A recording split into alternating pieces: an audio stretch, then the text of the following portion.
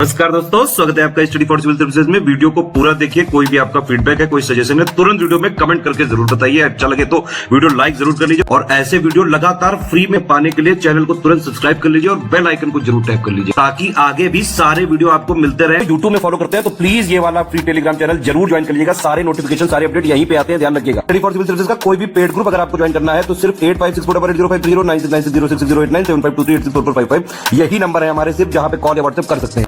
Instagram पे हमारा page जरूर फॉलो कर लीजिएगा, studyforcivil.services है। ट्विटर पे हमको जरूर फॉलो कर लीजिएगा, @studyforcivils है। सारे क्वेश्चन अटेम्प्ट करिए और स्कोर अपना तुरंत कमेंट करके बताइए। दोस्तों नमस्कार, स्टडी फॉर सिविल सर्विसेज में आप सभी का स्वागत है। यहाँ पे यूपीपीएससी प्रीलिम्स की जो हम क्विज देख रहे हैं कंटिन्यू करेंगे अगला वीडियो, ठीक है। पेड ग्रुप्स में अगर आपको एडमिशन लेना है तो डिस्क्रिप्शन बॉक्स देखिएगा, नीचे कॉल करके हमारी कॉन्टैक्ट डिटेल उसमें होगी, है ना। वहाँ पे आप कॉन्टैक्ट करके पूरी इन्फॉर्मेशन लेके एडमिशन ले सकते हैं, ठीक है, अपनी पूरी तैयारी के लिए। तो पहला क्वेश्चन देखेंगे, कहा गया है प्रकाश ऊर्जा के संचरण के लिए ऑप्टिकल फाइबर इसमें उपयोग की जाने वाली घटना कौन सी है, ठीक है। तो जैसे इंटरनेट कम्युनिकेशन में खास करके ऑप्टिकल फाइबर केबल्स का यूज़ किया जाता है, या जो जितने भी कम्युनिकेशन के मोड हैं उसमें आजकल ये काफ़ी एक बढ़िया मोड ऑफ ट्रांसपोर्टेशन होता है जिसमें लाइट ट्रैवल करती है। तो यहाँ पे कौन सी घटना होती है, ठीक है। तो टोटल इंटरनल रिफ्लेक्शन, ठीक है, इसको ध्यान रखेंगे। जितने भी यहाँ पे लाइट की प्रॉपर्टीज़ हैं तो ऑप्टिकल फाइबर में ये यूज़ होता है, ठीक है। और जो है ये जैसे एक दो क्वेश्चन और पूछते हैं इससे जुड़े हुए कि इसमें जो ऊर्जा का संचरण होता है तो वो सघन माध्यम होता है, सघन से विरल माध्यम यानी कि डेंसर से रेयरर मीडियम की तरफ होता है, ठीक। और जो है इसमें जितने भी अन्य मोड ऑफ ट्रांसपोर्टेशन है लाइट के, या जितने भी यहाँ पे प्रॉपर्टीज़ हैं उसमें से सबसे अच्छी होती है टोटल इंटरनल रिफ्लेक्शन। इसमें क्या होता है कि जैसे मान लीजिए एक ऑप्टिकल फाइबर केबल को यूज़ करके हमने पॉइंट ए से पॉइंट बी तक कोई पर्टिकुलर पीस ऑफ डेटा मान लीजिए 100 यूनिट भेज रहे हैं, ठीक है। तो इसमें डेटा का ट्रांसमिशन का लॉस जो है ना वो कम होता है। 100 यूनिट भेजेंगे ए से बी तक तो लगभग 99.9 डेटा हमारा जो है वो पहुंच जाएगा, ठीक। माँ का दूध नव जन्म यानी कि जो नए बच्चे न्यू बॉर्न होते हैं उनके लिए लगभग पूर्ण आहार होता है या उसको पूर्ण आहार प्रदान करता है, लेकिन इसमें किसकी कमी होती है, ठीक है। तो मदर्स मिल्क में आयरन की कमी होती है, इसीलिए आप देखते होंगे कि प्रेगनेंसी के दौरान भी आयरन वगैरह की टैबलेट, है ना, ये सब जो है दी जाती हैं और पोस्ट प्रेगनेंसी भी जो है ये चीज़ें दी जाती हैं, ठीक। ज्योग्राफी में कॉन्सेप्ट होता है एल्बिडो, ठीक है, धवलता कह सकते हैं हिंदी में। तो इसमें से किसी से संबंधित है, ठीक है। तो बेसिकली एक एल्बिडो इफेक्ट होता है। क्या होता है एल्बिडो कि कह सकते हैं हम कि जैसे हम अर्थ सरफेस का एग्जांपल ले लें तो जितनी मतलब how much amount of energy या जो है लाइट आ रही है सरफेस पे हिट हो रही है और बिना अब्जॉर्ब हुए रिफ्लेक्ट हो रही है, ठीक है। तो यही होता है एल्बिडो इफेक्ट। इसको थोड़ा डिटेल में चाहे तो पढ़िएगा। तो ये जो हो जाएगा ऑप्शन डी, रिफ्लेक्टिंग पावर। इन दिए हुए विकल्पों में से आप देखें तो सबसे अधिक जैव विविधता संपन्न क्षेत्र कौन सा है। तो वेस्टर्न घाट्स, है ना, जो वेस्टर्न घाट्स पे जितने भी हमारे ये कोस्टल रीजन में स्टेट हैं तो यहाँ पे जो भी हमारी वेजिटेशन है काफ़ी ये रिच है।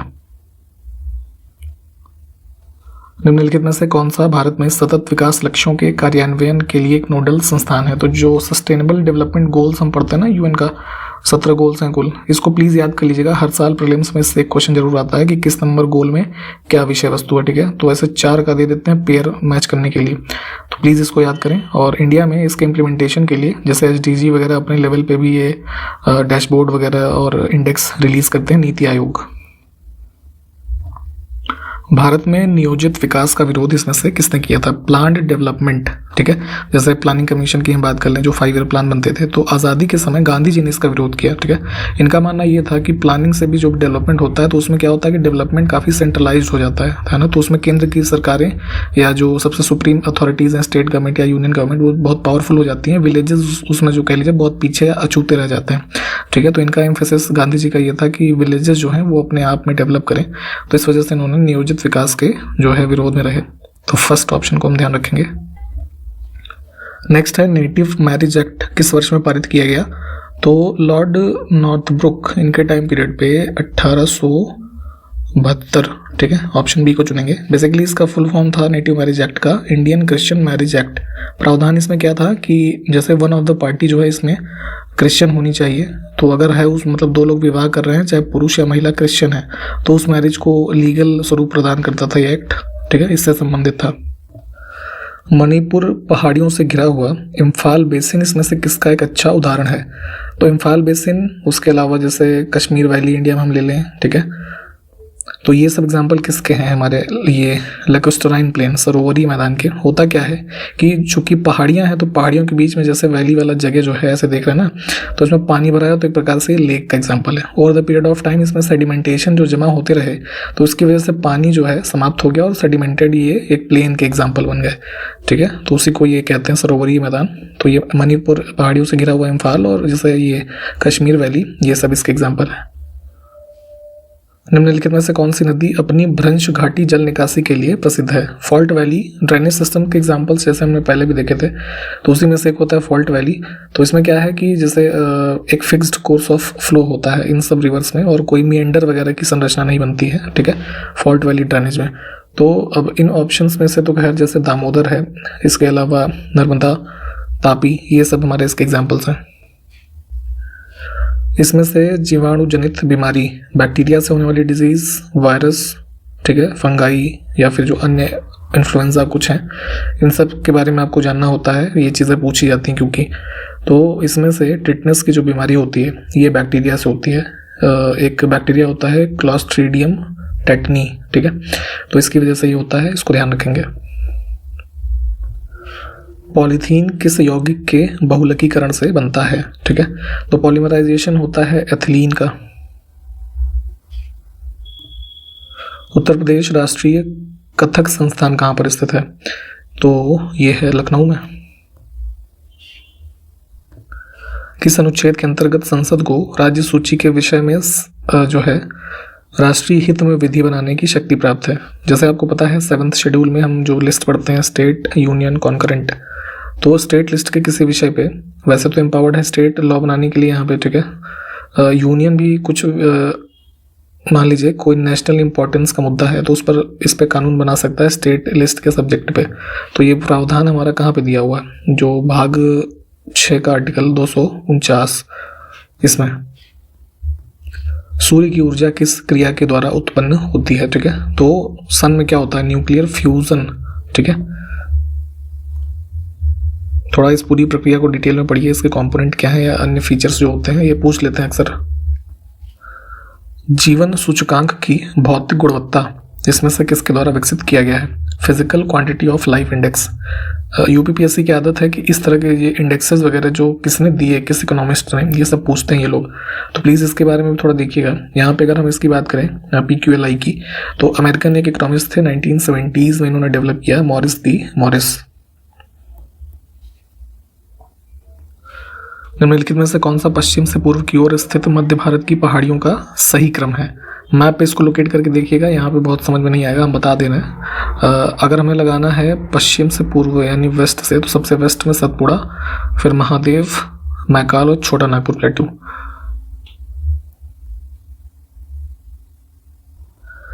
देखिए नीचे 2 कथन दिए गए हैं और एक कथन तथा कारण है, तो देखते हैं उसके हिसाब से कौन सा उत्तर हमारा सही होगा।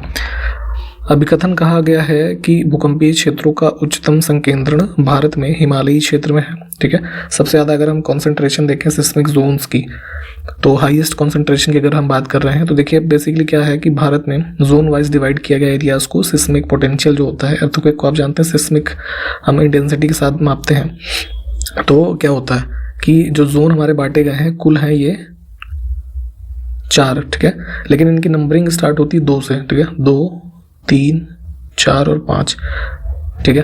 तो इस चीज़ को पहले ध्यान रखिएगा, कई लोग इसी में कंफ्यूज रहते हैं। तो यहाँ पे ये बात क्लियर है। उसके बाद क्या है, हिमालयी क्षेत्र में देखेंगे दिल्ली NCR से लेकर के हिमालयन रीजन जो हमारा ये पूरा है, ये बेसिकली जोन 5 और जोन 4 कह सकते हैं, ठीक है, ये इसी रीजन में आते हैं।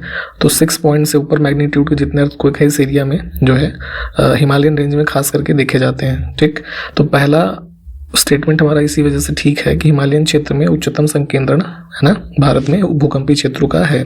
सेकंड है कि हिमालय में अनुदैर्ध्य प्रबलन क्षेत्र है। ये क्या होता है कि जैसे ये हिमालयन बेल्ट मतलब थोड़ा डिटेल में आप देखिएगा तो मिलेगा। यहाँ पे थोड़ा सा बताते हैं कि हिमालयन बेल्ट जो भी है, जितने भी स्टेट इसके अंदर आते हैं, उसको सब डिवाइड किया गया है किसमें, लॉन्गिट्यूड। जैसे ये दो चीज़ें हम पढ़ते हैं ना पृथ्वी पे, एक लैटिट्यूड वाली लाइंस और एक लॉन्गिट्यूड। जैसे ट्रॉपिक ऑफ कैंसर, कैप्रिकॉर्न, ये सब क्या है, हमारा लैटिट्यूड है, और लॉन्गिट्यूड जो ऐसी हमारी लंबवत रेखाएं हैं, ठीक है। तो इनका भी कॉन्सेप्ट आपको पढ़ना है।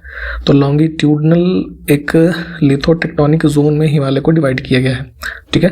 क्यों किया गया है? क्योंकि हिमालयन रेंज में ऐसे देखेंगे तो लंबवत हमारे जो ये कह सकते हैं कि जो थर्स्ट जोन है या फिर फॉल्ट लाइंस हैं, है ना, उसी के आधार पे।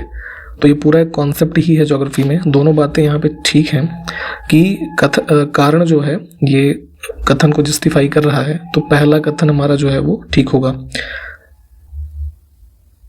इंग्लिश में भी इसको देख लीजिए यहाँ पे, ठीक। तो सीधे तौर पे छोटे में ये समझ सकते हैं कि जो हमारी लॉन्गिट्यूडनल थर्स्ट जोन्स बने हुए हैं हिमालयन रीजन में, ठीक है, ये एक मेजर रीज़न है सिस्मिक जोन्स के यहाँ पे, या जो उसकी इंटेंसिटी है उसके ज़्यादा होने का। निम्नलिखित में से किस प्राकृतिक क्षेत्र को बड़े खेलों की भूमि, इंग्लिश में ये जो है टर्म यूज होता है लैंड ऑफ बिग गेम्स, ठीक है, तो इसके रूप में किसे जाना जाता है? तो सवाना रीजन जो है, या कह सकते हैं ट्रॉपिकल सवाना रीजन, इसको लैंड ऑफ बिग गेम्स बोलते हैं, क्योंकि इस रीजन में देखेंगे तो थ्रू आउट ईयर्स, है ना, कई सारे एनिमल्स जो है वो ट्रैप किए जाते हैं, किलिंग की जाती है उनकी, ठीक है। तो ये एक रीजन है। आप जरा हमको ये बताइए किस कॉन्टिनेंट के क्षेत्र की बात हो रही है? इन युद्धों को कालक्रम में लगाना है, जो है 4 युद्ध हैं, ठीक है। इस तरह के क्वेश्चंस यूपीपीएससी के फेवरेट हैं, तो प्लीज़ युद्धों के वर्ष जो है कम से कम देखिए। मुगल काल के युद्ध हैं ये। इसमें सबसे पहले होता है हमारा बैटल ऑफ बिलग्राम, ठीक है, 1540, ठीक है। फिर सेकंड होगा इसमें सरनाल का युद्ध, ठीक है, गुजरात के रीजन में 1572 में, ठीक। धर्मत का युद्ध जो है ये शाहजहां के टाइम पीरियड, हाँ, ठीक है, 1658। और जजाऊ का युद्ध बहुत लास्ट में है 1707, ठीक है। इन संबंधित शासकों के बारे में पढ़िए यहाँ पे, इस हिसाब से पहला कोड हमारा ठीक है। निम्नलिखित में से कौन सी इक्ता प्रणाली की विशेषता नहीं है, ठीक है। तो देखेंगे सल्तनत काल में जैसे इल्तुतमिश के द्वारा इक्ता व्यवस्था को इंस्टीट्यूशनलाइज किया गया। इसमें जो है बेसिकली कह सकते हैं कि जैसे एम्पायर की जो टेरिटरी है ना, मुख्य रूप से जो लैंड्स हैं उसको डिवाइड किया जाता था छोटे छोटे एरियाज में, जिसको इक्ता कहा गया, ठीक है। और इसके जो होल्डर्स हुए वो इक्तादार कहते थे उनको, ठीक है। इसके प्रावधानों को डिटेल में पढ़िएगा। इसमें जो गलत बात यहाँ पे है कि इक्ता से जो रेवेन्यू वसूला जाता था वो सीधे सुल्तान के खाते में जमा किया गया, ऐसा नहीं था। वंदना कटारिया 300वां अंतर्राष्ट्रीय मैच खेलने वाली पहली भारतीय हॉकी खिलाड़ी बनी है, ठीक। तो ये किस राज्य से संबंधित है ये बताना है। तो रिसेंटली जो है ये वुमेन एशियन चैंपियंस ट्रॉफी 2023 जो है कंक्लूड हुआ, तो उसमें झारखंड हुआ था। इस बात को भी हो सके तो ध्यान रखेंगे, ठीक है। तो वहीं पे इन्होंने भारतीय टीम की तरफ से अपना 300वां मैच खेला, ठीक है। और ये संबंधित है कहाँ से? रोशनाबाद, जो कि ये उत्तराखंड में, ठीक। ये एक इंपॉर्टेंट क्वेश्चन है, इसको ध्यान रखेंगे। हाल ही में उत्तर प्रदेश कैबिनेट ने मिर्जापुर, सोनभद्र और महाराजगंज, ये जो 3 हमारे पूर्वी उत्तर प्रदेश के जिले हैं, इनमें जनजातीय संग्रहालय की स्थापना को मंजूरी दी है। तो बताना यह है कि राज्य का पहला जनजातीय संग्रहालय कहाँ पर स्थापित किया गया है। तो पहला जो ये जनजातीय संग्रहालय है, ये इसका नाम है थारू जनजाति म्यूजियम। किस जिले में है? बलरामपुर में, ठीक है। और जो नए बनेंगे कहाँ पे? मिर्जापुर, सोनभद्र और महाराजगंज।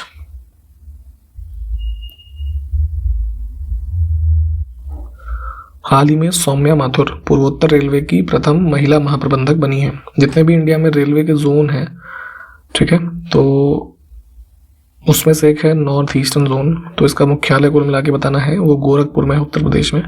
और इसमें पहली जो इसके जो हेड होते हैं जनरल मैनेजर, है ना, तो ये बनने वाली महिला है सौम्या माथुर। इनका नाम भी ध्यान रखेंगे। हाल ही में उत्तर प्रदेश के पशुधन मंत्री, जिनका नाम है धर्मपाल सिंह, इन्होंने किस जिले में बने हुए प्रदेश के पहले भेड़ बकरी पालन प्रशिक्षण केंद्र, इसका लोकार्पण किया? तो ध्यान रखेंगे राज्य का पहला है, और ये है इसमें इटावा में।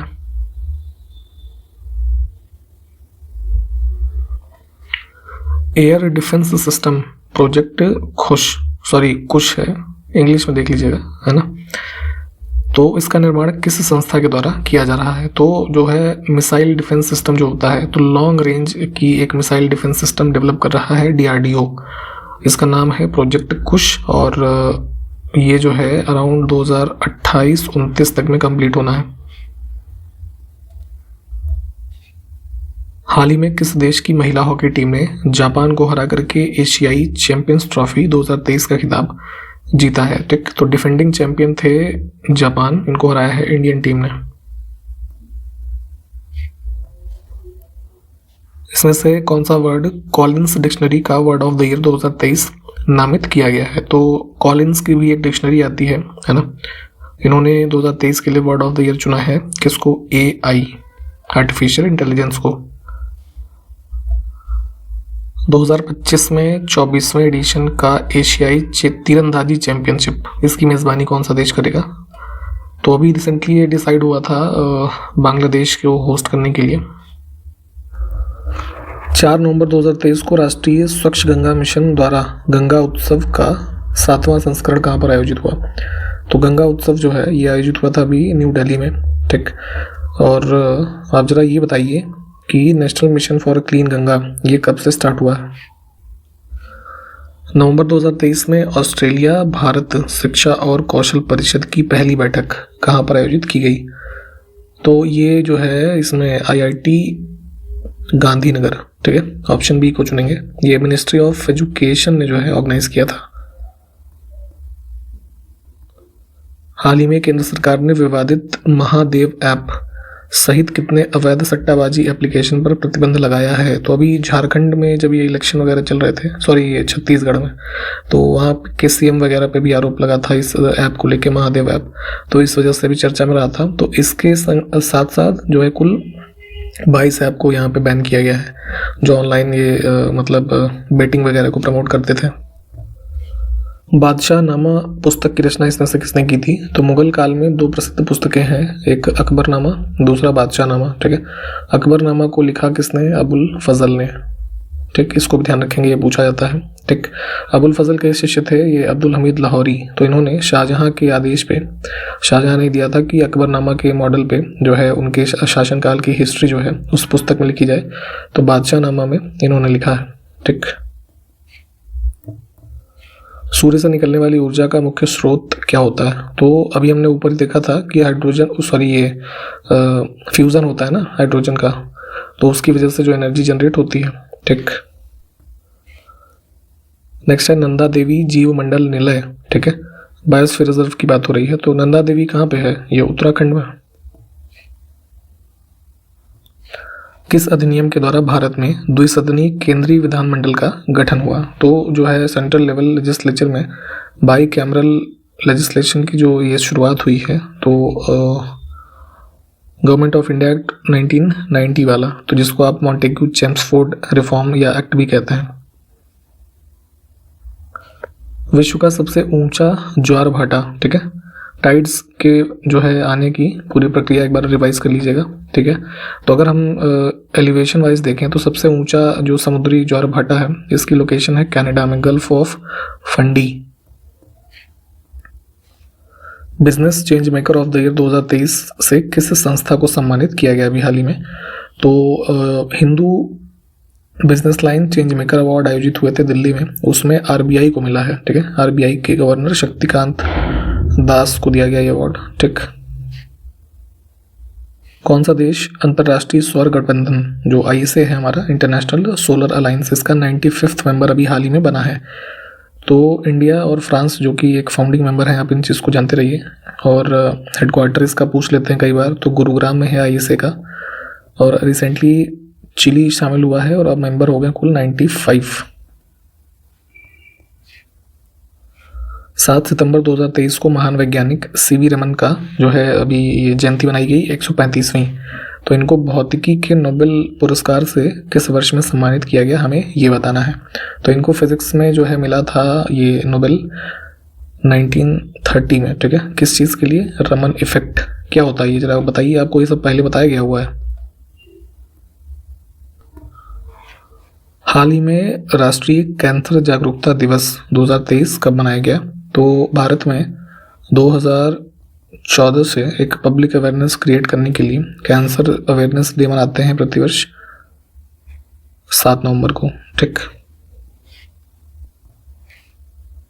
हाल ही में किस संस्थान ने वायु गुणवत्ता की निगरानी के लिए एक सेंटर ऑफ एक्सीलेंस स्टैब्लिश किया है, जिसका नाम है शॉर्ट फॉर्म में एटमैन। ठीक है, ये बेसिकली आईआईटी कानपुर ने डेवलप किया है। ठीक है,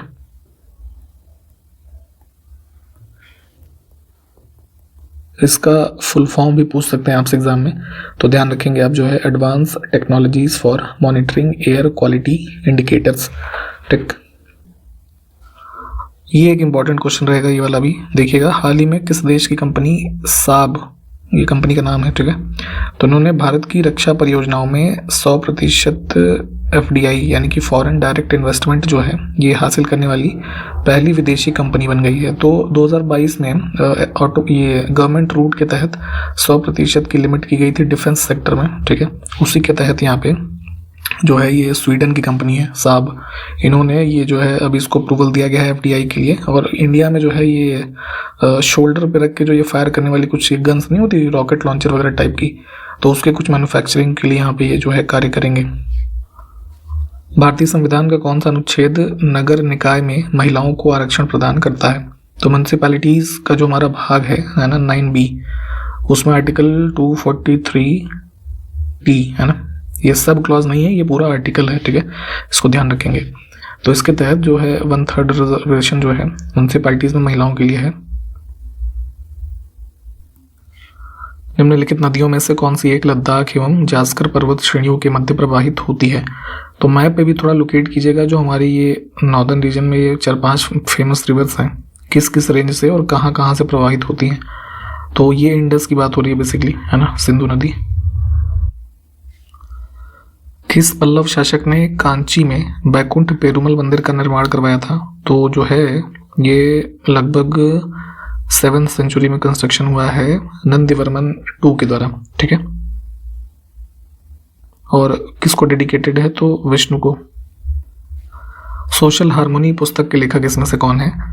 तो प्रधानमंत्री नरेंद्र मोदी ने ये पुस्तक लिखी हुई है, ऑप्शन फर्स्ट। ठीक है, तो इसी के साथ यहाँ पे हमने इस सीरीज को पूरे जो है 50 क्वेश्चन को कंप्लीट किया है, और इसके आगे के क्वेश्चंस को अगले वीडियो में देखेंगे। ठीक है, तब तक के लिए नमस्कार, जय हिंद।